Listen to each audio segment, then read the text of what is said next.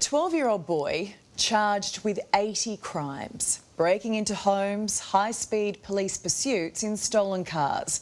But every time he's locked up, the system lets him straight back out. The people of Dubbo and country New South Wales are scared and local police feel powerless. Kevin Morton is president of the Police Association. Kevin, you've been a cop for more than 30 years. Local officers who've dealt with this kid came to you because they don't know what else to do. Yeah. What have they told you? They are simply just frustrated, Ali. They're frustrated at seeing the revolving door that this young person is seeing every time that he's brought into custody, and they want to see it stop. I mean, we don't often hear about these cases until, you know, it's too late, until someone is seriously hurt or worse. Well, that's their fear. That's their fear. If it continues, then someone will be seriously injured, if not lose their life. You've seen the police pursuits that he gets into, but these are the sort of decisions, these bail decisions that are occurring all across the state, and our members have had enough. Can you believe when you look at this list of charges and then relate that back to this is a kid? This is a kid who should be in year 6 at school. He's 12. Yeah, that's right. That's right. But he continually offends. Our police do a great job. They investigate, they arrest him, they bring him before the court, and he's released. The cycle's got to stop somewhere, and he's not getting the message. We really need to look at breaking this cycle of what this young person's involved in. And they are diversionary programs, and that costs money. But this government needs to look at it from that perspective to break that cycle and get him out of it.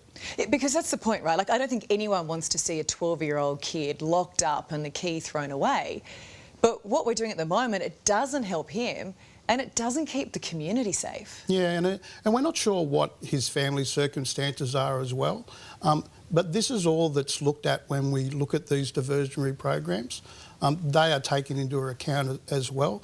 But, so do you know with this kid, has he been put through any type of programs? Because it sounds like, I mean, even just recently, his last bail application was to the Supreme Court.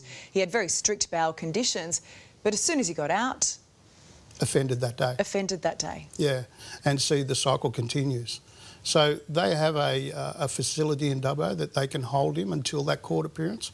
I don't know whether those magistrates are looking at that as options, but I seriously think that our magistrates and our judges that are making these bail determinations need to have a look at the determinations they're making, because I think they're out of touch with community expectations. Now, this is occurring in Dubbo, and I mentioned before that it's occurring all across the state, but he's offending... Well, it's actually right across the country. Well, that's right. But he's offending in a small country town, or Dubbo's a major country town, but breaking into people's houses...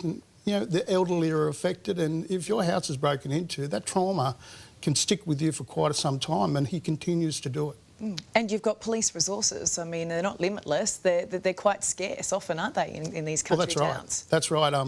But, you know, the one thing that our police officers do well is respond to calls for assistance, and they'll continue to do that with the staff that they have.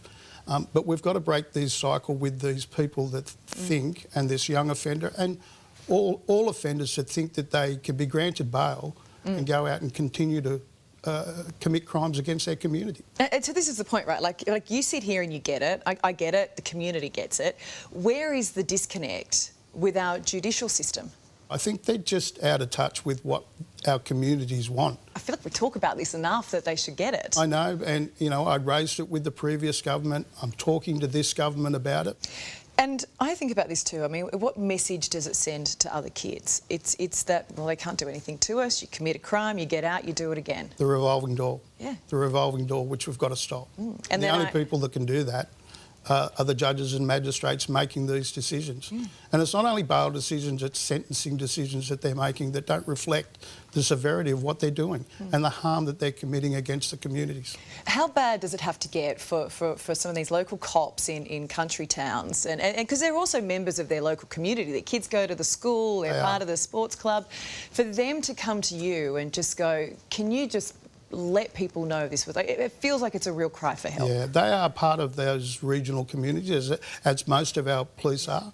They're invested in those communities, and it's really frustrating and demoralising for them when they see members of that community affected by someone that they put before court yesterday continuing to commit crimes. Yeah, we can only imagine the frustration those police must be feeling. We really appreciate your time tonight, Kevin. Thank you. Valerie.